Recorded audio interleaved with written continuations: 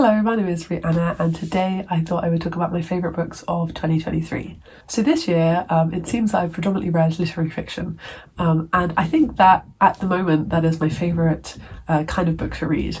I really love books about normal people just living their normal lives. I love books that look at how we communicate and love and hate, and yeah, it seems that this year that there has been a trend of those kind of books being my favourite books, and also predominantly the books that I've read. And I think that's probably because I'm currently 26 and I think it's very typical at this age to be just trying to figure out life, and I find it quite therapeutic, I suppose, to read books about people who are in similar situations, similar positions. And so yes, let's get started.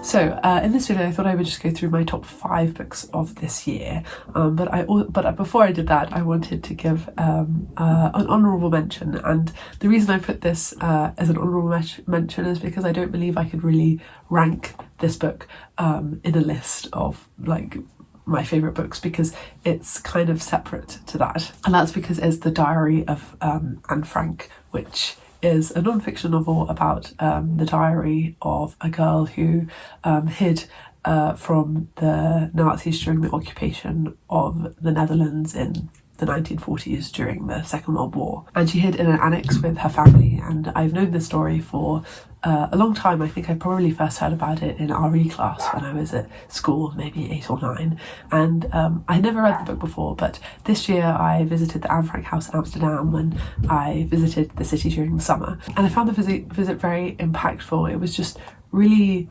strange to be in the place where Anne and her family were when they were in hiding, and a moment during the experience that I found particularly just horrible, and it really just set a kind of lump in my heart, was when we were in, I guess it was maybe the living room area or maybe the kitchen area, and you could see the heights of Anne and her sister Margaret, and how the family had still been measuring the heights of Anne and Margaret, and even though they were in such a kind of dire situation, they were still trying to live normal life. And because of my experience visiting the Anne Frank house, I bought the diary, and I think reading it sort of gave me the same feelings as the feeling I had when I saw that they were still measuring their heights in this annex. Anne writes about life in a very normal way, because I suppose to her that was just what her normal everyday life was,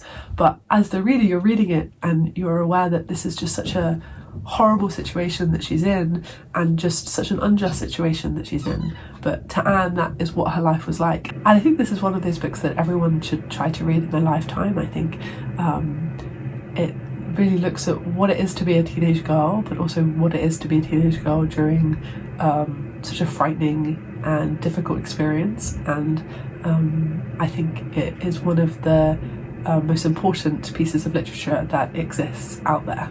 Okay, so now on to my top 5 books of the year. So the first one is actually a play. I love going to the theatre and I love reading plays, and I never got to see this play live, but I did get to watch the stage performance of it online, and I also read the play, and the play is Prima, Facie, which I think is how you pronounce it. And this play is a one-woman play, actually, which I find so interesting because I've tried to write these kind of plays before, and I think it's really hard to ensure that the audience is going to be entertained the whole way through with just one person on a stage. And this play is so entertaining. It's kind of amazing how it manages to keep you just completely enthralled with just one person on the stage, and I think that's due to the writing and the performance of the play. And the writing I find particularly interesting because writing is the area of the arts, I suppose, or theatre that I'm the most interested in. And it's so quick, and it almost doesn't let you catch your breath. It starts off really fast, it continues being fast the whole way through, even in the moments in the play that are very sad and more sombre, that the writing is still so sharp and quick.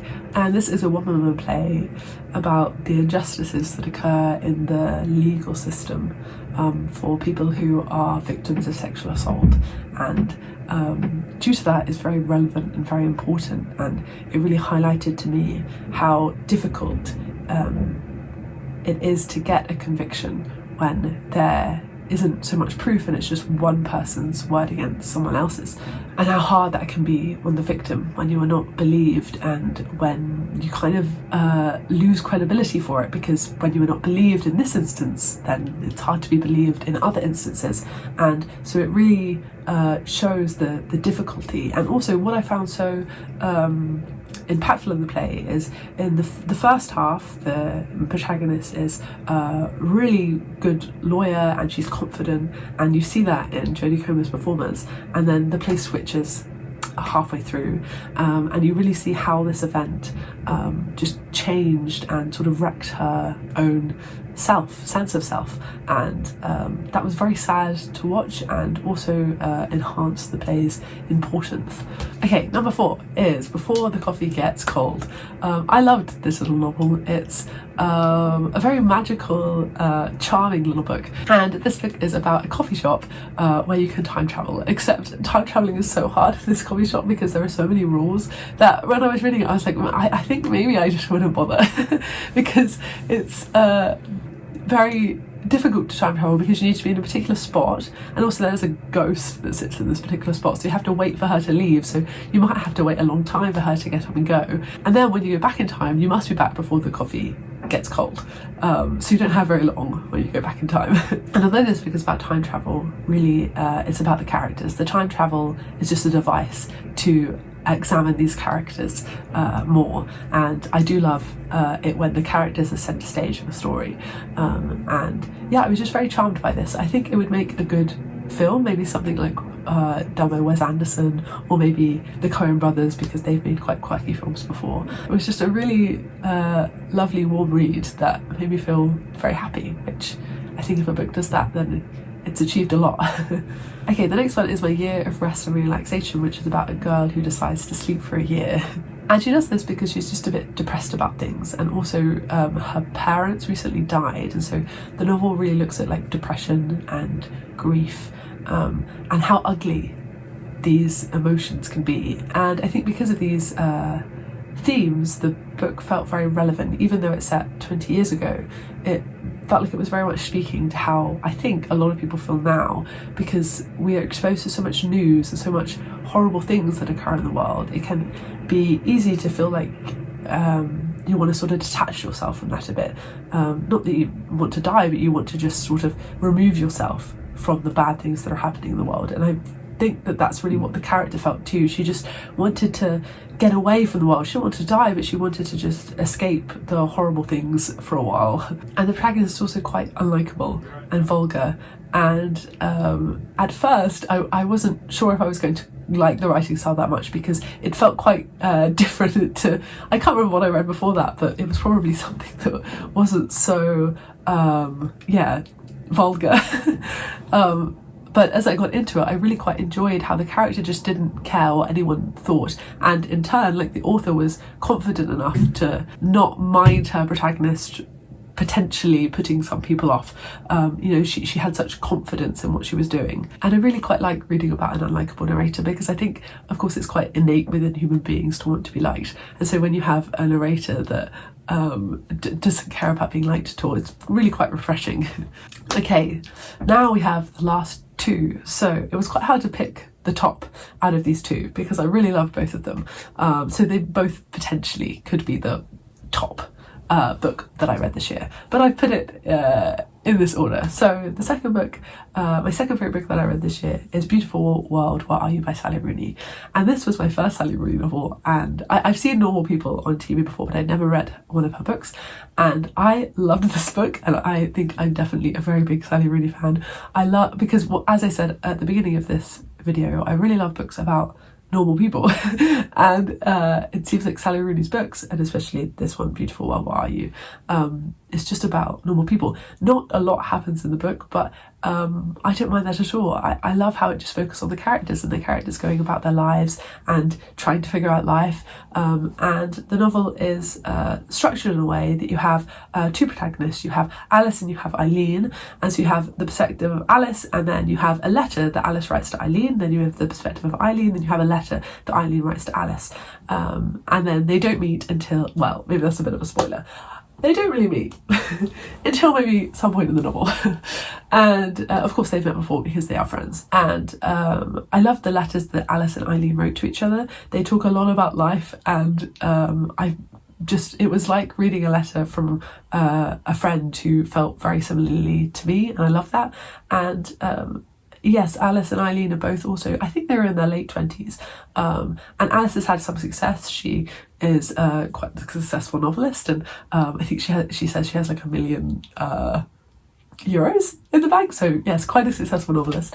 And Eileen, on the other hand, hasn't really achieved the success that perhaps she wants, but she also isn't sure that she necessarily like wants to be a novelist or something. She's very like just in the state of just trying to figure things out. And it really felt like I'd found this book at like the right moment, and I love it when that happens. You just start reading a book and you're like, oh, this book is so right for me, for like where I am in my life right now. It always feels a bit magical, and so this book nearly was my top book of the year, but there is another one that I put at the top. Okay, so my favourite book of the year is I Captured the Castle by Dodie Smith, and I read this in the summer and I just had such a good time reading it. It's about a girl who lives in a ruined castle in the 1930s, and it's about her really just trying to figure life out. There's a bit of a theme with these novels a bit.